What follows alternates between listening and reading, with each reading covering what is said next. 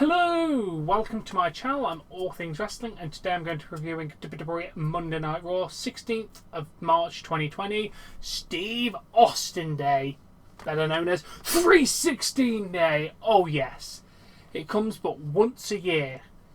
We kick off the show with Edge making his way to the ring. He said it's been a strange few months for him and his wife Beth. We see a video package of everything that's gone on.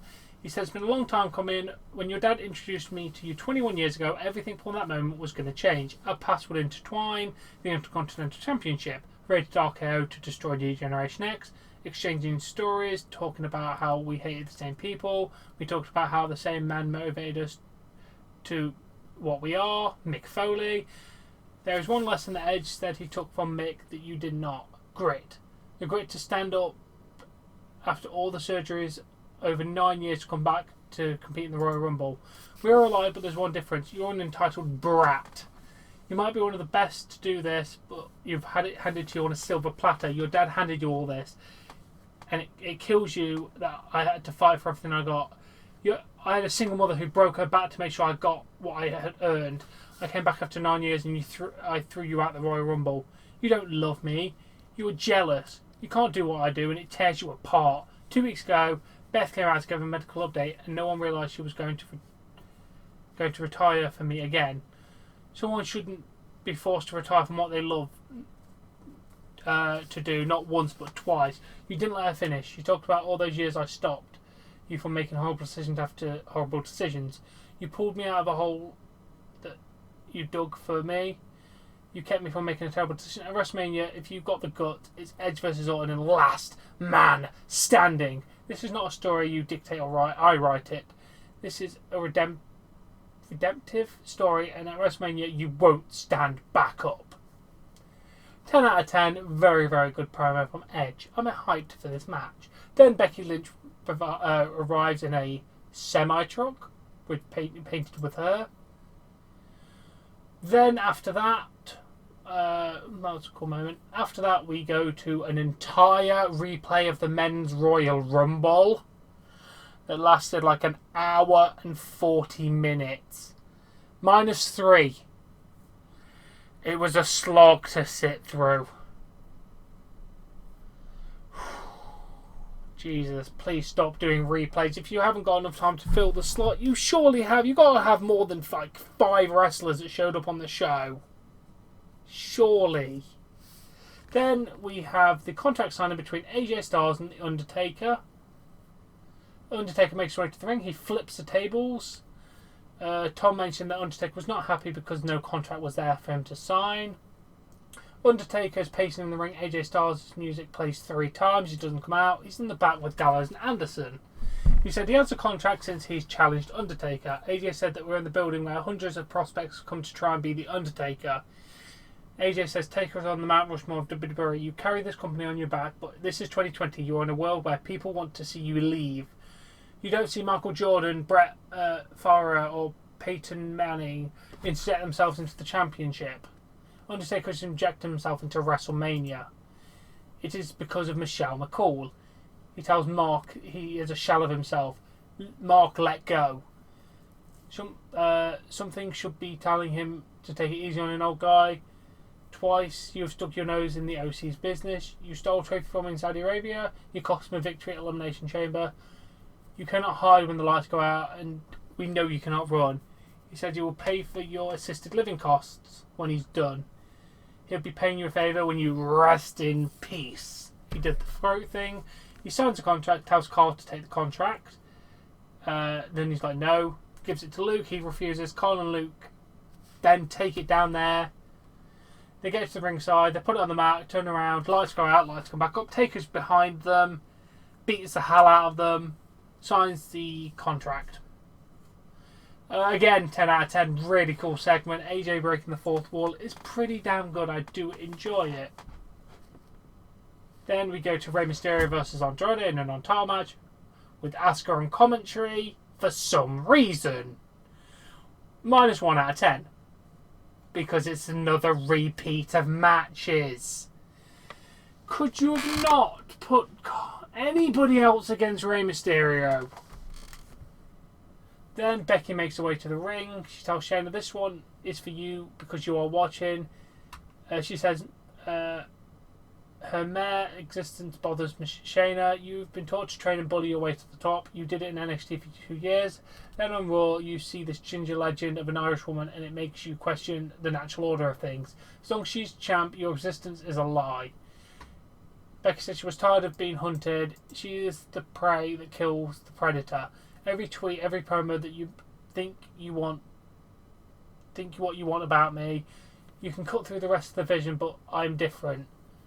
Think how you feel when I beat you. I saw you demolish the division at Elimination Chamber at WrestleMania. I will prove that your life is a lie and I will hit you like a truck. 7 out of 10. Pretty damn good promo from Becky. Then Austin gets a video package of him beating up Vince when he was a doctor in the hospital, which was one of the best Steve Austin moments ever. Then we see the confrontation on Raw last week from Rhea and Charlotte, then what happened on NXT. 7 out of 10. It was a nice replay because I never watched NXT, so it was nice to see what happened. Then Kevin Owens in the back. He's asked about Seth Rollins' challenge. He tells Seth he knows he's been waiting for an answer. He accepts the challenge. He's been thinking about when and where to do it. He said he has his answer. It will be happening in the Performance Center. For months you've had the advantage with your goons. When you get in the ring here, I have the home field advantage. I started my career right here. This is where I went through the hardest moments of my career, my WWE tryout. You were one of those people that never thought I would be signed. When I was signed, then you said I was never worthy of being here. I've made so many memories in this building and people I've considered as mentors. One more memory. I'll add one more memory, and I beat you in the building where I earned my place in WWE. I would do it at WrestleMania. 8 out of 10. Kevin's damn good. Then we see WrestleMania 1998, where Steve Austin faced Shawn Michaels and won his WWE Championship. It's then announced McIntyre, Brock Lesnar, and Randy Orton will be on next week's Raw. Yeah, that'll be cool. Then we go to Steve Austin making his way to the ring. He partakes in a few beverages as he enters. He said, "I blew myself out on my entrance," because he bashed the beers, drank them, and then fell backwards, which was quite entertaining. He said he's glad here tonight. He's going to make this a declaration. He declares that from here on out, the 16th of March is a national holiday. He asked the crowd for a hell yeah. And then he went, "Give me a hell yeah," again, because it was the fun in the crowd. Oh, Baron Corbin went, Byron Saxton went, "Hell yeah." Austin what's it, then he does it again. He's like, "Well, it's nice to see your enthusiasm." He said 316 days about someone who gives a load of crap and you give it back with one finger gesture. He gives him an 8. And Austin's like, "Are you getting involved?" He's like, "Yeah, might as well." Then 316 day is you can open a can of whoop ass on anyone you want. Byron Saxton gives it a 6. Austin's like, "A 6?" Then 316 days, the speed limit's only a suggestion. It gets a 10. 316 days, you don't give a damn, and happy hours 24 hours long. If you burp it, it's poetry. I guess a 9. 316 day, your boss works for you. Byron gives it a 7. He's like, "Only a 7? It's a day where beer instead of your morning coffee." 8. It's a day where 4-letter words are always acceptable. 5. It's a day where you can whip anyone's ass and get away with it. Austin then asked Byron if he would like to come in the ring and celebrate for being so helpful. He comments on his tie, socks and suit. He thanks Byron for helping. He then says, "A toast for you," and calls you 100% unadulterated jackass as they drink the beer. Stunner. Becky Lynch then makes her way to the ring with a cooler. She has some beers for Steve. Austin reminds Becky the last time they were in the ring together that she gave him a stunner.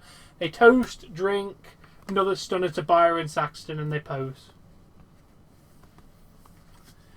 Okay, that's obviously going to get a 10 out of 10.